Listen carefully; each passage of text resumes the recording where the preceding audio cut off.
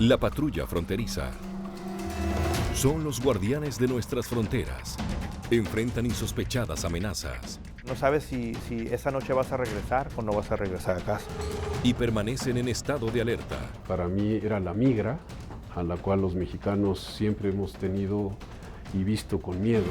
Se creen ellos la policía del mundo. Es casi un ejército, con aviones, con barcos. Algunos los acusan de abuso de poder. Un agente fronterizo de la patrulla fronteriza mató a mi hijo. Lo asesinó, lo acribilló.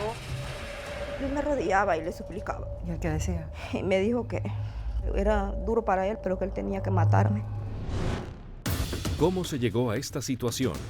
Denuncias exclusivas de quienes formaban parte de la cúpula de mando. En su opinión, ¿qué porcentaje eran problemáticos? As high as 1/4 to 1/3. ¿Y qué se está haciendo para evitar más muertes? ¡Baja esa piedra! Una mirada exclusiva al centro de entrenamiento más avanzado del Servicio de Aduanas y Protección Fronteriza.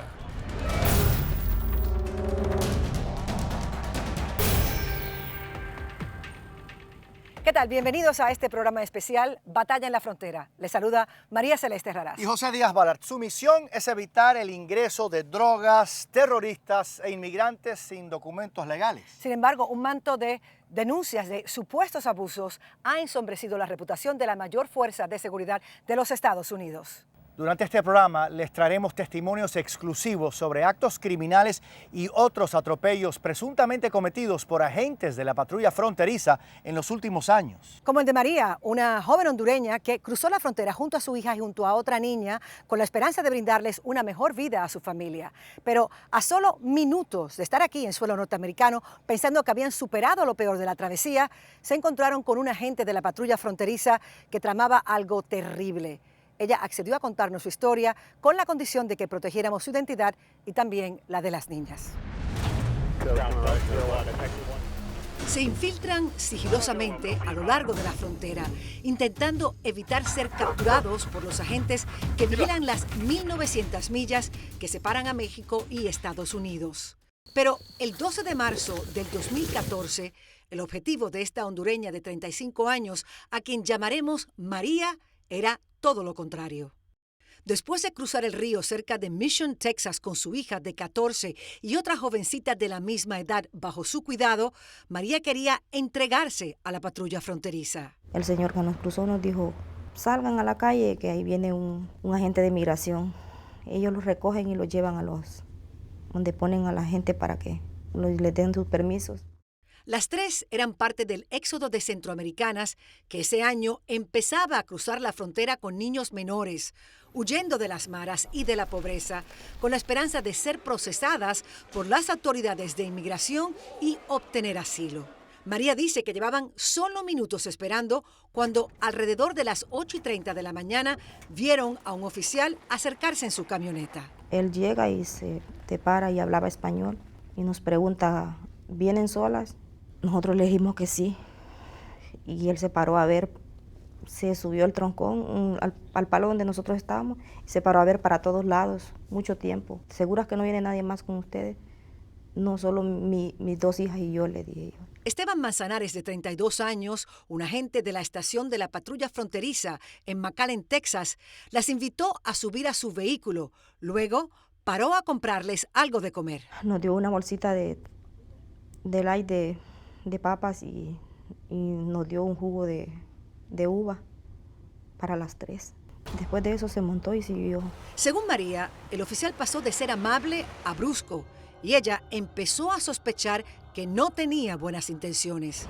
Esa sensación fue aumentando cuando él se detuvo nuevamente para inmovilizarlas con esposas plásticas. Él me dijo que era reglas del oficio, y entonces ellas pues se pusieron a llorar. Para que ellas no sintieran miedo, yo les dije que dijéramos el Salmo 91 muchas veces. ¿Cuál es el Salmo 91? Que dice, el que habita bajo el abrigo del Altísimo morará bajo la sombra del Omnipotente.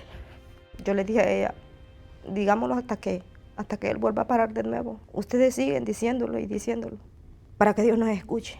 ¿Y volvió a parar? Sí. Esta vez abrió una cerca y las condujo a una zona desolada donde se detuvo y sacó un rollo de cinta adhesiva industrial. Nos pone cintas en los pies tape en los pies, en la boca y en las manos. ¿Él hablaba en este proceso? Y me dijo que era duro para él, pero que él tenía que matarme. Y a mi hija también, porque era su obligación. Y yo me arrodillaba y le suplicaba le dije que cambiaba mi vida por la de las 2 niñas. ¿Y él qué decía? Solo me dijo, necesito que a otra niña. Es la única que necesito. A punta de empujones y patadas, la arrastró en el monte y luego le cortó las venas de ambas muñecas. Y después me torció el cuello, como cuando a alguien le quiebran el cuello así para un lado. Yo hice que no respiraba, porque yo aguanté lo más que pude. Confiado en que había logrado su propósito, la cubrió con arbustos y se fue. Al poco tiempo, María escuchó los gritos de su hija en la distancia. Ella decía que alguien me ayudara, pero nadie había ahí. Yo me quité toda la ropa, la rompí con los dientes y me amarré el brasier aquí. ¿Te hiciste unos torniquetes para evitar que siguiera sangrando? Sí, me amarré muy fuerte aquí y empecé a correr. Descalza, casi desnuda y bañada en sangre, corrió hasta dar con la carretera donde se encontró a otro patrullero. Venía con una arma y yo pensé que también me iba a hacer daño. Pero él me dijo, no, párate, ¿qué pasó? Yo no te voy a hacer lastimar, yo te voy a ayudar. Cuando le explicó que había sido atacada por alguien con un uniforme como el suyo, el oficial pidió apoyo y empezaron a buscar a las niñas. Eventualmente encontraron a la hija de María caminando sin rumbo por el monte. Ella, como su madre, había fingido estar muerta después de que Manzanares intentara quebrarle el cuello. Pues él solo le tomó fotos y le lamió sus partes y con su cochina asquerosa lengua. Después de dar por muertas a María y a su hija, él regresó a la camioneta donde estaba la otra menor y se la llevó a otro paraje donde la mantuvo amarrada y amordazada durante largo rato. Se fue a trabajar incluso y regresó después para buscarla y llevarla a su apartamento donde le hizo cosas inimaginables. La bañó, se bañó con ella. Y ahí, a partir de ese momento empieza el abuso. La ató en una cama y durante horas abusó de ella sexualmente y le hizo fotos. Susana Fernández, una asistente jurídica, dice que la niña le contó poco a poco lo que sucedió ese día. Durante esas horas que ellos estuvieron juntos, ¿qué le decía él a ella? Le explicó que desde el principio la eligió a ella, de las 3, que le pareció la más hermosa y la más guapa y que decidió que la madre no le servía porque le recordaba a su madre y que no podía abusar de su madre. A la hija, como era la hija, pues la dejó con la madre. Con la descripción que María le dio a los oficiales de su atacante, la patrulla fronteriza comenzó a investigar quién estaba de turno ese día. Al encontrar rastros de sangre y cinta industrial en su camioneta, confirmaron que se trataba de Manzanares y llamaron al FBI. Cuando tocaron su puerta, escucharon un disparo. El equipo táctico encontró a Manzanares muerto por una bala a la cabeza. A las 2 de la mañana, casi 18 horas después que empezó el día más espantoso de su vida, finalmente liberaron a la adolescente. Ella, cuando yo llegué al hospital y me la pusieron junto conmigo, ella me dijo, no me deje. Él le escribió una nota suicida. En esa nota, ¿qué dice? Pedía de una manera perdón a sus hijos y decía que llevaba mucho tiempo pensando en hacer algo así. El día después del ataque, el comisionado del Servicio de Aduanas y Protección Fronteriza, Gil Kerlikowski, emitió un comunicado diciendo en parte: de ser ciertas, estas acciones son reprensibles y sé que no son características de los oficiales de la patrulla fronteriza. Lamento profundamente que haya ocurrido este incidente y me comprometo a hacer todo en mi poder para evitar que algo semejante vuelva a ocurrir. Christine Porsche, la abogada de las 3 víctimas, está demandando a la agencia y al Departamento de Seguridad Nacional por daños relacionados al incidente. ¿Cómo usted describiría este caso en términos del nivel de violencia que hubo? Es lo más que he visto en mi vida, en mi vida profesional.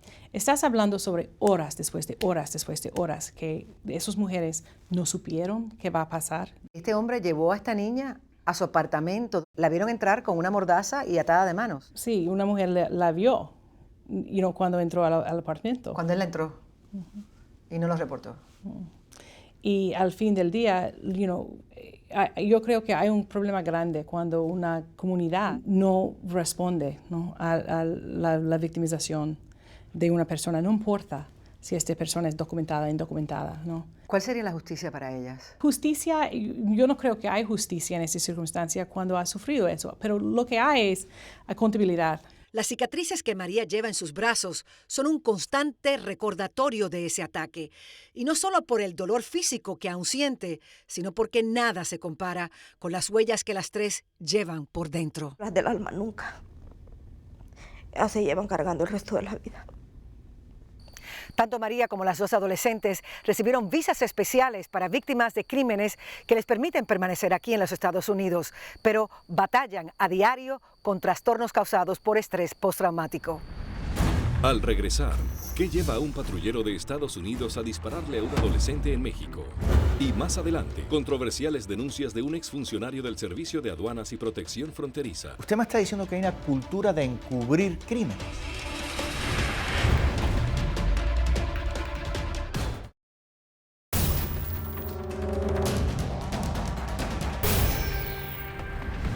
Toda esta área que divide a Estados Unidos de México se ha convertido en una zona de alto riesgo, y no solo por la amenaza del narcotráfico, sino también por una serie de tiroteos por parte de la patrulla fronteriza que ha generado acusaciones de que sus agentes tienen gatillo fácil. La muerte de José Antonio Elena en el lado mexicano, además de ser una tragedia para su familia, provocó tanta indignación por el manejo de la investigación que oficiales de alto nivel rompieron el silencio para hablar con nosotros.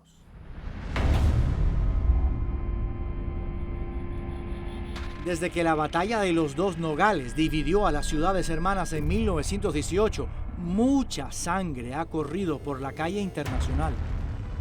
Hoy es camino obligado, no solo para los que viven allí, sino para los narcotraficantes y las drogas que fluyen por la porosa frontera a unos pocos metros. El 10 de octubre del 2012, César Barrón, un reportero de la estación de radio y televisión Geni de Nogales, México, regresaba de hacer compras del lado americano cerca de las 11:30 de la noche, cuando una colega le informó que se oían disparos cerca de la garita internacional. Y empezamos a preguntar qué es lo que había pasado. Luego ya nos dijeron que los disparos los habían hecho del lado americano, de la parte de Estados Unidos. Barrón dice que le tomó entre 2 y 3 minutos acercarse y fue uno de los primeros periodistas en la escena. Pocos minutos antes, Isidro Alvarado, un guardia de seguridad privada, se dirigía hacia un centro nocturno cuando vio a 2 personas deslizarse por el muro. Y me pasan corriendo por frente de mí. Esta es la transmisión entre los oficiales del lado de Estados Unidos. Entonces yo me asusto y volteo para arriba. Estoy viendo cuando los de la Border Patrol meten la mano y hacen disparos a la persona esa. La persona inmediatamente cae. Shots fired. Araceli Rodríguez se encontraba lejos de Nogales esa noche, pero recuerda que Diego, su hijo mayor, le contó que mientras regresaba de su trabajo en una tienda de abarrotes, escuchó los balazos. Y siguió, él se vino, pero se vino con el pendiente porque yo la balacera. Diego Elena dice que cuando no encontró a su hermano José Antonio en casa, salió a buscarlo a una cancha de básquetbol cercana. Pero no estaba, entonces me devolví a mi casa. Gabriela Salazar había visto a su sobrino de 16 años varias horas antes. Aunque el joven no acostumbraba a quedarse fuera, Salazar no se preocupó cuando Toñito, como todos lo conocían, no regresó esa noche. Y pues supusimos que durmió con la novia esa noche y pues así lo dejamos, ¿no? La mañana siguiente, Diego llegó corriendo. Él venía llorando, histérico, o sea, no le entendíamos lo que nos estaba tratando de decir, sino que ya mi esposo le quitó el periódico y ya pues... El Diario de Sonora señalaba al difunto como un burrero entre 25 y 30 años, quien, según la patrulla fronteriza, empezó a lanzar piedras hacia el lado estadounidense tras un fallido intento de introducir drogas. Yo encontré a los policías, a los federales y a los soldados ahí, y pues mucha sangre. Me avisaron y nunca lloré, nunca. Su funeral, nunca le lloré. Nunca lo lloré porque no quería creer que era él. El abogado Luis Parra dice que la investigación forense reveló que José Antonio recibió 10 impactos de bala. Uno por el cuello, en su lado derecho, otro por su oído, por el lado derecho igual, el cual salió por su cerebro. Identificaron otros 8 balazos que penetraron el lado posterior de su cuerpo. Cuando lo estábamos velando, mucho maquillaje para cubrirle los hoyos que tenía en la cara. Los peritos además encontraron casquillos e impactos de bala en las paredes de un consultorio médico cerca del cuerpo de José Antonio. Es algo que le doy vueltas y le doy vueltas. Digo yo, ¿por qué tantos? ¿Por qué tanta bala? Estados Unidos envió un equipo a reconstruir el incidente. Además, según Parra, una cámara de la patrulla captó lo ocurrido. Se nos ha indicado que la FBI es quien tomó posesión de ese video. Pero más de 3 años después, las circunstancias de la muerte de José Antonio Elena siguen envueltas en un manto de misterio. A nosotros nos pareció de que pues, iban a tomar cartas en el asunto y le iban a levantar cargos al oficial o los oficiales. Durante los primeros 2 años, las autoridades rehusaron revelar la identidad del agente y solo lo hicieron bajo una orden judicial. Su nombre es Lonnie Schwartz. James Tomczyk fue subcomisionado de Asuntos Internos para el Servicio de Aduanas y Protección Fronteriza entre 2006 y 2014. De todos estos casos, ¿hay uno o dos que a usted le hacen perder el sueño? Jose Elena Rodriguez, Nogales. Tomczyk pudo ver diferentes ángulos de uno de los videos grabados por las cámaras de la patrulla fronteriza. Saw that there was a Border Patrol agent and 2 Nogales police officers who had a canine with them. Simply watching the 2 marijuana smugglers climb the border fence and return to Mexico. They did not appear in any way to display any concern for their safety. A second Border Patrol agent arrives on the scene, gets out of the vehicle, walks to the border fence, draws his firearm and begins firing through the fence into Mexico. Después de ir al lugar de los hechos, concluyó que José Antonio no podía ser una amenaza real para los oficiales en Estados Unidos. The distance from where he was such that no projectile he might throw could possibly clear the border fence. Pero de todos modos no les da excusa. No les da excusa de quitar una vida. Una piedra no es comparación a una vida. A pesar de las observaciones de Tomczyk, el caso sigue abierto, según él, porque la agencia tiene una cultura de proteger a los agentes. They frequently attempted to put forth information in the initial briefings that was false and in some cases completely fabricated in an effort to give the initial impression that it was a legitimate use of force. Usted me está diciendo que hay una cultura de encubrir crímenes. I believe there is a culture of holding only themselves accountable and interfering with outside agencies who attempt to hold Border Patrol personnel accountable for their actions. Entre enero del 2010 y junio del 2014 hubo 28 incidentes fatales que, en su opinión, ameritaban mayor investigación. De estos, 7 eran altamente sospechosos. De esos 28, ¿cuántos fueron enjuiciados? None. 0. Correct. En Nogales, la familia de José Antonio Elena sigue luchando para que su muerte no sea una de las que quede impune. Un agente de la patrulla fronteriza mató a mi hijo, lo asesinó, lo acribilló. ¿Tiene que pagar por su crimen? Tenía un futuro, tenía una vida, tenía muchas cosas por delante y se las quitó. En un segundo se las quitó. A continuación, decisiones de vida o muerte en el centro de entrenamiento más avanzado de la patrulla fronteriza.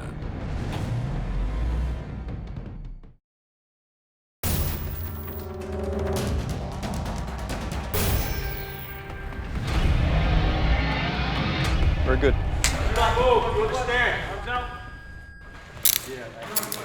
A 45 minutos de Washington, D.C., en Harpers Ferry, West Virginia, se encuentra el centro de entrenamiento más avanzado del Servicio de Aduanas y Protección Fronteriza. A este centro de 224 acres llegan oficiales de todas partes de la nación a someterse a un aprendizaje riguroso que les ayudará a tomar decisiones de vida o muerte. ¡Todos al suelo! Una de las pruebas más difíciles ocurre aquí, en el llamado simulador. Equipado con la más alta tecnología, este escenario virtual de 300 grados, completamente interactivo, le permite a los agentes enfrentarse a situaciones peligrosas a las que pueden ser expuestos. Es pura reacción, ¿verdad? Contra la acción de los sujetos. Y aquí estás en el campo. ¡Baja esa piedra! ¡Baja esa piedra! Según la agencia, desde el 2010 se han documentado más de 1.700 ataques con piedras. ¿Levantó una piedra? Levantó una piedra, sí. ¿Y por qué no disparaste? Vamos a hablar. No disparé porque no sentí que tenía ahorita peligro. Distinguir entre una amenaza real para el oficial y una situación que puede ser neutralizada sin recurrir a las armas es de suma importancia. En los últimos años, la agencia ha luchado contra acusaciones de uso de fuerza excesiva.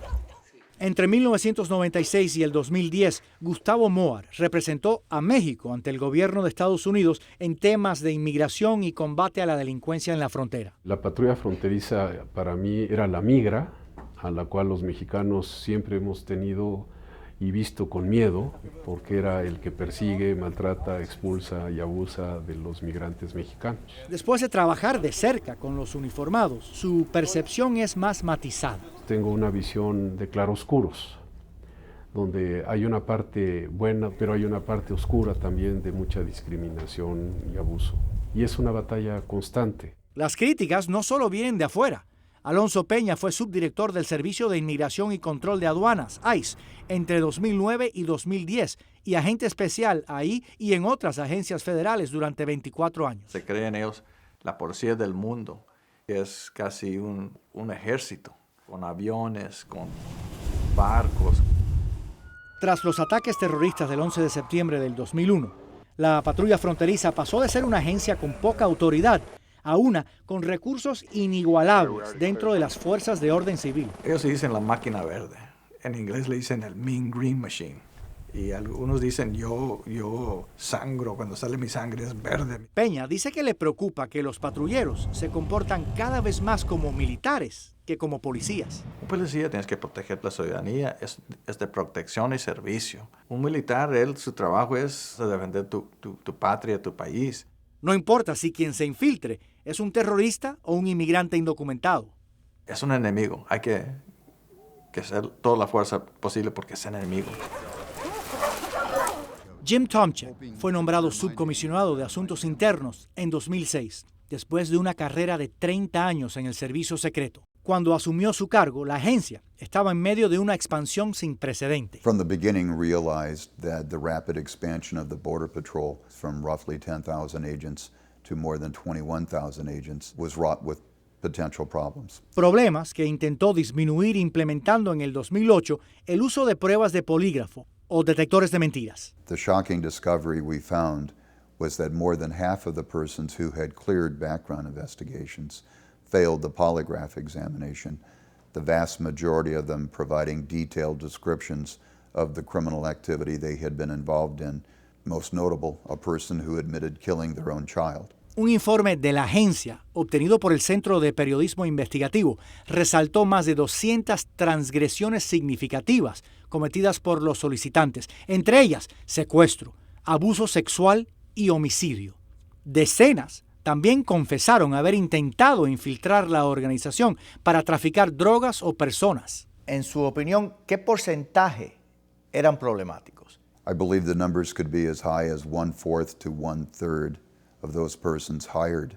Tomczyk y sus colegas en Asuntos Internos también hallaron otro patrón alarmante. Fatal use of force incidents that occurred at or near the U.S. border with Mexico were not subjected to the same level of scrutiny that cases elsewhere might have been. En la inmensa mayoría, si no es que el 95% de los casos en donde el gobierno mexicano reclamó y reclamé una acción contra un acto de fuerza, nunca obtuvimos una sentencia condenatoria. Estos incluyeron tiroteos transfronterizos en que 8 mexicanos murieron. Yo he hablado con amigos que todavía están en sus posiciones me confirman que esto sí está pasando, pero mira, callados, no van a decir nada por cuestiones de que les puede perjudicar sus carreras. So, Jose, this is one of the most effective weapons. It's a pepper ball launcher. La tarea de reformar la agencia cae en manos del comisionado Gil Kerlikowske. Con un barco de este tamaño, comisionado, ¿cómo cambia la cultura? ¿Cómo endereza a este barco tan grande? So we know it's not a speedboat, and we're not going to make a quick turn. We know it's much more like a freighter and turning it slowly. I know it isn't as fast as a lot of people would like. Frankly, it's not as fast as I would like. Después de asumir su mando en el 2014, prometió transparencia total. Uno de sus primeros actos fue hacer público un reporte fuertemente crítico de la agencia. En el 2013, el Foro Investigativo de Ejecutivos Policiales, una entidad independiente, realizó una auditoría de 67 casos de fuerza letal entre el 2010 y el 2012 y concluyó, entre otras cosas, que había falta de rigor en la investigación de los incidentes. También ha habido críticas de la falta de acción disciplinaria en estos encuentros letales. The process to remove somebody can be unfortunately painfully slow, but we need to be absolutely firm in making sure we uphold those ideals. Un cambio que no tardó en hacer fue sacar a Jim Tomczyk de su puesto en junio del 2014. Aunque el ex subcomisionado asegura que fue escarmiento por todas sus quejas, dice que no se arrepiente de haber sonado la voz de alerta. I believe the attention focused on the issue leading up to, but also including my reassignment, has been to the benefit of the agency. En la Ciudad de México, Gustavo Moar lamenta que los cambios no llegaron antes. Cuando uno ve el drama humano que hay atrás de estas muertes, me indigna como mexicano, me indigna el abuso de un patrullero desleal a los principios de su institución, que quede impune después de haber acabado la vida de alguien y destrozado la vida de su familia. Y me indigna mucho que nunca pude en lo personal hacer justicia o que se hiciera justicia en los casos que a mí me tocaron. Al volver, un norteamericano muere intentando cruzar hacia México.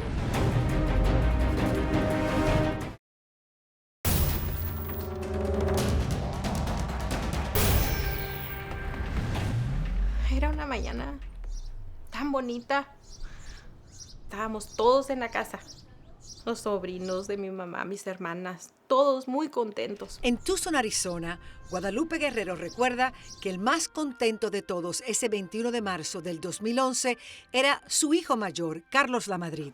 Le encantaban las chivichangas de frijoles. Me acuerdo que hicimos un montonal de chivichangas. Después del desayuno, Carlos, de 19 años, se despidió diciendo que regresaría pronto. Marta Lamadrid se encontraba en una clase cuando vio varias llamadas perdidas de su papá. Y le marqué a mi papá y me dijo que habían balaceado a mi hermano. Antes de comunicarse con el resto de la familia, se dirigió al lugar del incidente en Douglas, Arizona, un pequeño pueblo a 120 millas de Tucson que colinda con Agua Prieto, México. Los policías no me dejaban acercarme. Me decían que me alejara, que si no me alejaba me iban a arrestar. Dice que alcanzó a ver a su hermano gravemente herido con balazos en la espalda y esposado. Cuando la ambulancia llegó, media hora más tarde, llamó a su madre. Carlos está muriendo, gritándome, diciendo que ya se lo iban a llevar al hospital.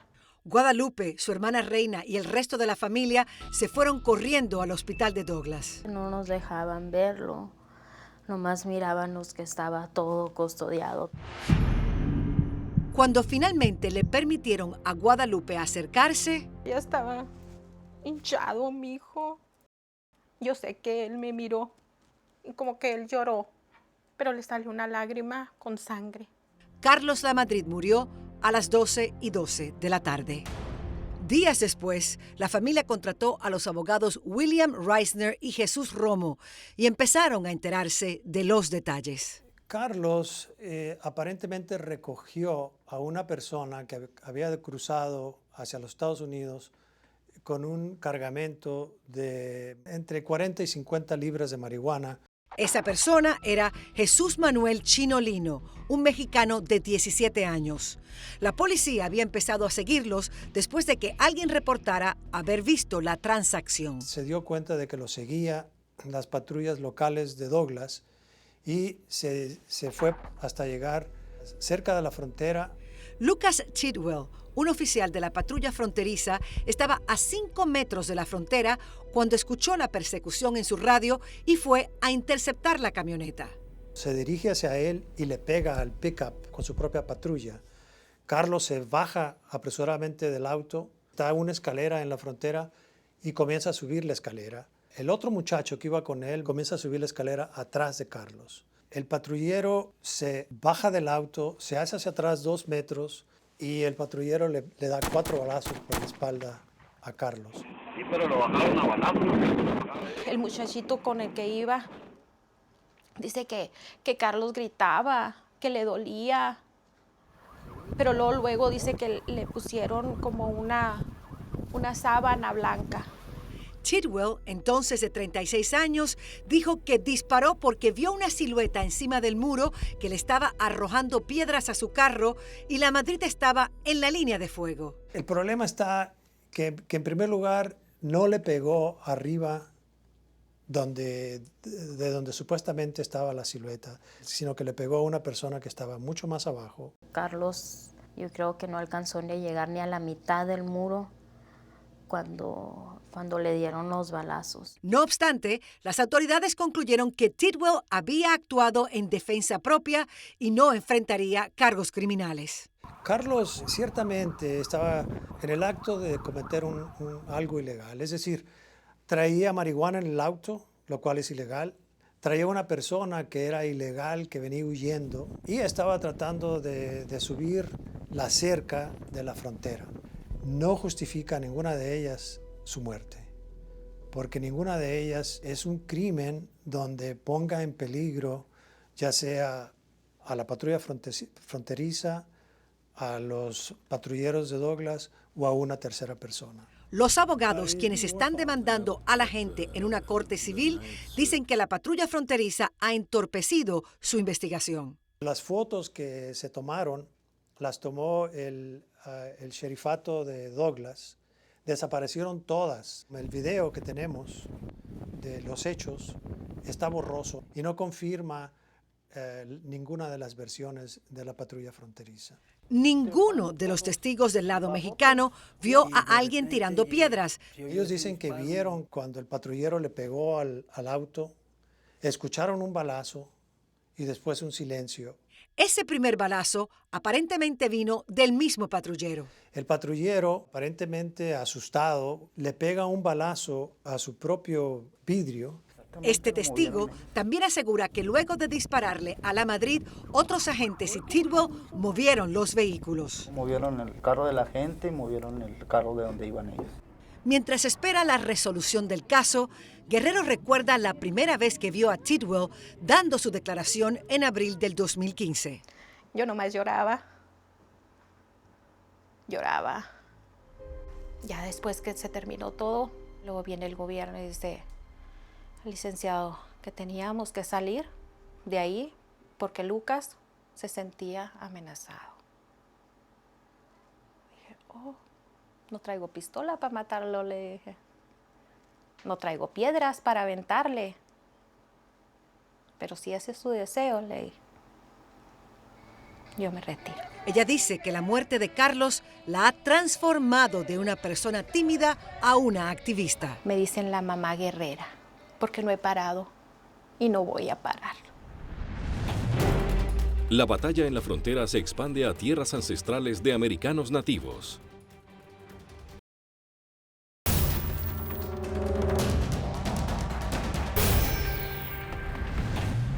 En algunas querellas sobre abuso, las evidencias son abrumadoras y las acusaciones no solo vienen de inmigrantes. Sí, también rancheros que llevan generaciones viviendo aquí e indígenas se quejan que su privacidad ha sido violada y sus tierras ultrajadas, tanto por narcotraficantes como por la patrulla fronteriza. A sus 62 años, Jerry González conoce esta zona en la frontera como pocas personas. Mi mamá viene de una extracción de Mascalero Apache de Nuevo México, mi papá es mexicano. En estas tierras fértiles que colindan Bisbee, Arizona, y Naco, Sonora, sus antepasados han tenido ranchos y siembras de vegetales Ven. desde el 1592. Cuando llegaron los españoles a esta región, la familia de mi mamá los estaba esperando. Además de ser propietario, González es agrónomo. Durante 37 años trabajó para el Departamento de Agricultura y conoce bien las inquietudes de los cientos de ganaderos con quien se relacionaba. Él ha sido testigo de la batalla que tiene a los residentes atrapados en medio de dos enemigos. Por un lado, los traficantes de personas y drogas. Por el otro, la patrulla fronteriza que, según González, invadió la zona después de los ataques terroristas del 2001. De la noche a la mañana había cientos de agentes de aquí, de Border Patrol. Ellos iban a controlar, hacer y deshacer. Tanto él como los otros rancheros de la zona están conscientes de que sus terrenos se han convertido en una ruta de paso para los carteles. Y cortan estos pilares de metal. Si cortas uno, puedes pasar una troca llena de marihuana o lo que sea. Pero dice que eso no justifica el trato a los residentes, que cada vez se sienten más acosados.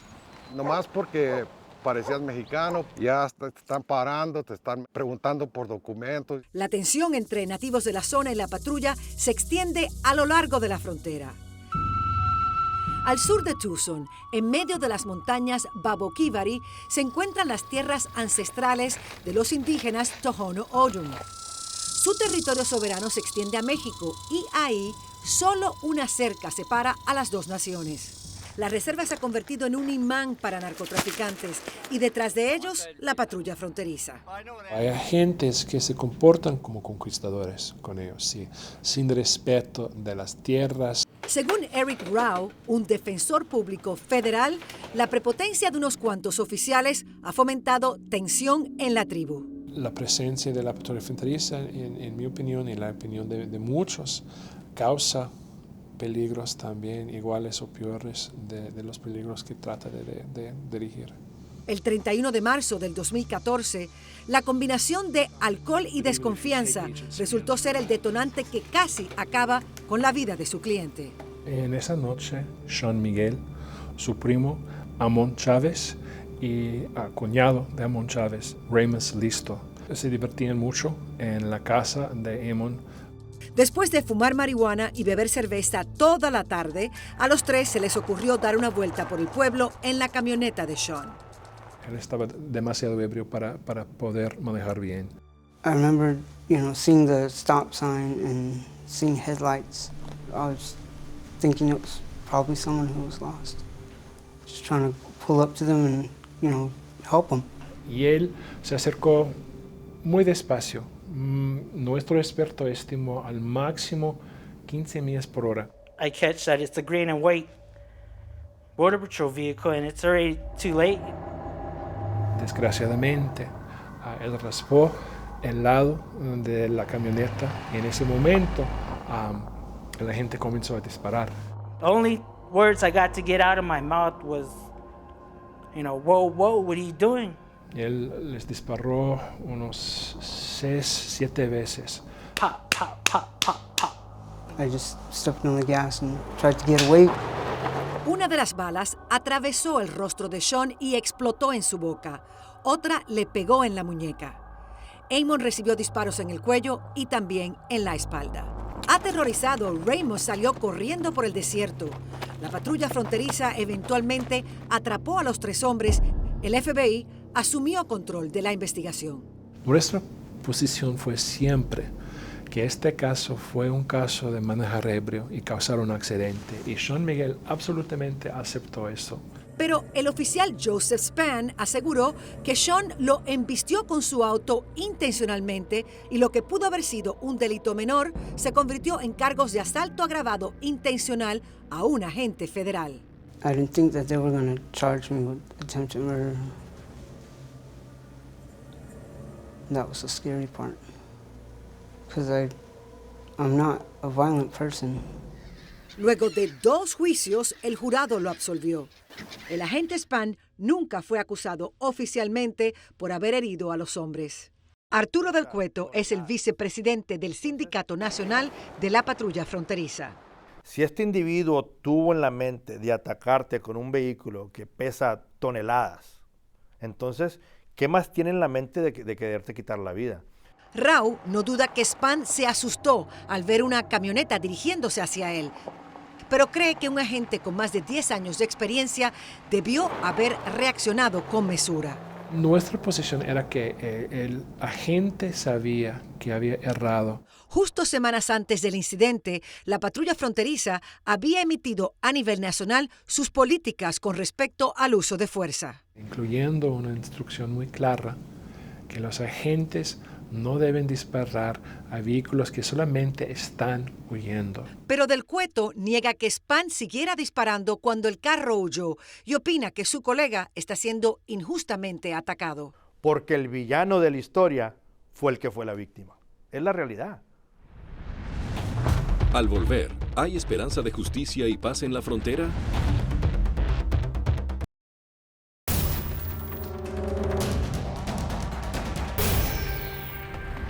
Según el Servicio de Aduanas y Protección Fronteriza, en el último año ha habido una reducción significativa en los casos de enfrentamientos letales debido a los cambios que se han implementado. Y para algunas familias hay señales de esperanza. Por eso los grandes amores de fronteras me gustan a mí. El día 10 de cada mes, familiares y amigos de José Antonio Elena llegan de ambos lados de la frontera a recordarlo. Rezamos por él, rezamos porque no se les olvide que ahí mataron a un niño de 16 años. En Río Rico, Arizona, Ana Cuena siente que está un paso más cerca de cumplir la promesa que hizo el día después que su sobrino murió a balazos. Ahí cuando vi su sangre le prometí que yo haría todo lo que yo pudiera que estuviera en mis manos para limpiar su nombre.